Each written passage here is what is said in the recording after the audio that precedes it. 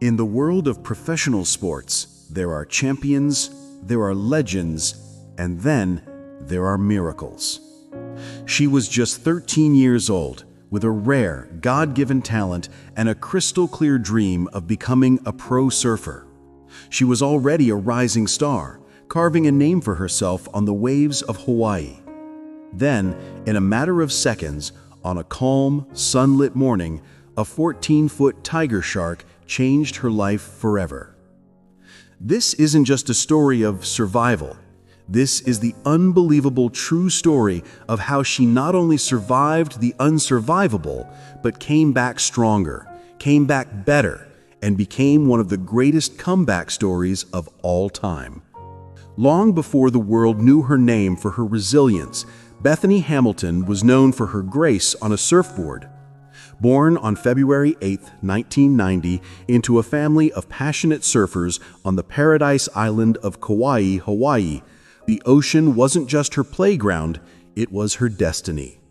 Her parents had her on a board almost as soon as she could walk, and by age 8, she entered her first major competition. She didn't just compete, she won. And her talent was undeniable. So raw and powerful that by age 9, she'd already landed her first major sponsorships with surfwear giants like Rip Curl. To dedicate more time to her craft, she began homeschooling after the 6th grade, a decision that quickly paid off. She flew up the amateur rankings, consistently finishing at the top of national events. Just 3 months before her life would change, she placed second in the open women's division at the NSSA National Championships, the highest level of amateur surfing. She was on the fast track to making her dream of turning pro a reality. Life was perfect, a sun-drenched dream of salty air and endless waves. The future seemed as bright and boundless as the Pacific Ocean itself. October 31st, 2003. It was a beautiful, clear Halloween morning. The waves were gentle, and the water off Tunnels Beach was a brilliant, placid blue. Bethany went for a morning surf with her best friend, Alana Blanchard, and Alana's father and brother. As she lay relaxed on her board, with her left arm dangling in the cool water, she felt a sudden, immense pressure and a series of lightning-fast tugs. There was no warning, no fin, no shadow. In her own words, she said, "It came, literally, out of the blue." She looked down and watched in shock as the water around her turned a bright, horrifying red. The 14-foot tiger shark had vanished as quickly as it had arrived, but it had taken her entire arm, severed cleanly just below the shoulder. In a moment of surreal calm, she just said, "A shark bit me." What followed was a desperate race against time. Alana's father, Holt Blanchard, acted instantly, using a rash guard to fashion a tourniquet around the stump of her arm, a quick-thinking act that doctors would later say saved her life. They paddled her to shore, carried her on the board to their truck, and rushed to meet the ambulance. By the time she arrived at Wilcox Medical Center, she'd lost over 60% of her body's blood and was in severe shock. In a twist of fate that sounds like it's straight out of a movie, her own father was scheduled for knee surgery in that very same operating room that morning, but Bethany took his place. Doctors were stunned. Not that she had lost her arm, but that she had survived the blood loss and the journey at all. Her incredible physical condition as a highly trained athlete was the only reason her heart was still beating. Waking up in a hospital bed, the haze of surgery slowly gave way to a devastating new reality. The arm she used to paddle, to balance, to push herself up onto the board was gone. The media descended, and the world hailed her as a courageous survivor. But inside, she was a 13-year-old girl whose entire world, whose very identity had been shattered. Simple tasks like tying her shoes or buttoning a pair of jeans became monumental struggles. The phantom pains were relentless, but they were nothing compared to the psychological torment. The question wasn't just if she could surf again, but how. How do you paddle into a wave with one arm? How do you balance? How do you even get up on the board? The very physics of the sport seemed to make it impossible. and for the first time, a feeling she'd rarely known began to creep in: doubt. She stayed in her room, grappling with the stares, the questions, and the crushing weight of a dream that now seemed dead. She had survived the attack, but her greatest challenge was just beginning: surviving the aftermath and figuring out who she was if she couldn't be a surfer. Just 1 month after the attack, something shifted. It was a flicker of the fire that had defined her entire life. She couldn't let it end this way. Her unwavering faith, a foundation in her life since she was 5 years old, became her anchor. She decided she had to try.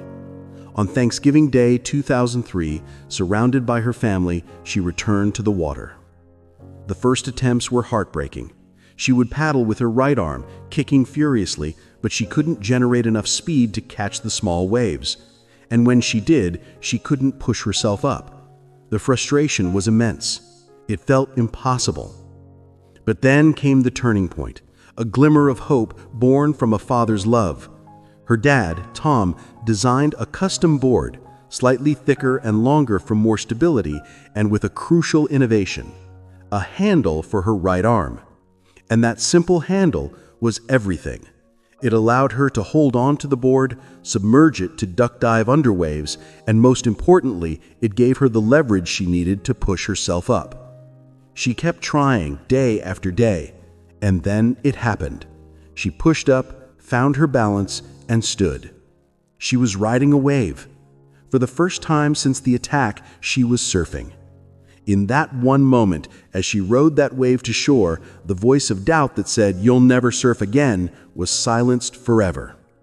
The joy was overwhelming. The dream wasn't dead. It was just going to be harder. And Bethany Hamilton never shied away from hard. That first wave wasn't the finish line. It was the starting gun for one of the most astonishing comeback stories in sports history. Less than a month after losing her arm, she was back on a board. In January 2004, just over 2 months after the attack, she entered her first competition. The world was watching, not expecting a win, but simply marveling at her courage. But Bethany wasn't there for a participation trophy. She was there to win.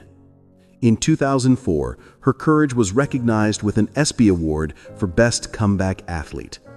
Then, in 2005, she did the unthinkable.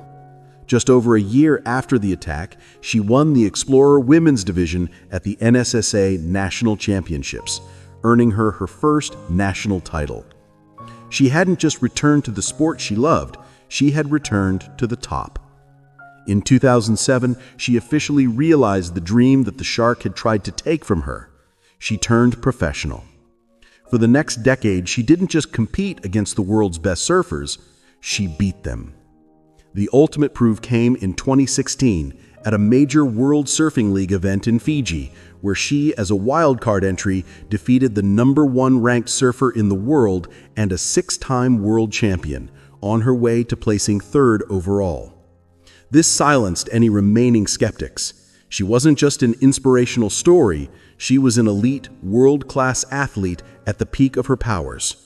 A year later, she was inducted into the Surfers' Hall of Fame, cementing her legacy not just as a survivor, but as one of the greats of the sport. Bethany's journey didn't just lead her back to the podium, it led her to a purpose far greater than she could ever have imagined. She became a global symbol of hope. She realized her story wasn't just hers anymore. It belonged to everyone who ever faced an insurmountable obstacle. In 2017, she founded the Beautifully Flawed Foundation, a nonprofit dedicated to supporting women overcoming adversity. The foundation hosts retreats and provides encouragement, reminding people that they are not alone and that their lives are far from over. She became a wife and a mother to 3 children, navigating the challenges of parenthood with one arm with the same grace and determination she shows on a wave. She has authored books, starred in documentaries, and become a sought-after motivational speaker, sharing her message of faith and perseverance with millions. She didn't just get back on the board, she rose higher than ever before. Bethany Hamilton's story is proof that our deepest wounds can become our greatest strengths. She lost an arm, but in doing so she found her true calling: to be a living, breathing beacon of hope, proving that the human spirit is stronger than any predator, more powerful than any wave, and more resilient than any tragedy. If this story moved you, share it with someone who might need a message of hope today. And let us know in the comments below, what is the biggest wave you've had to conquer in your own life? Because as Bethany has shown the world, with faith and an unbreakable will to fight, nothing is truly impossible.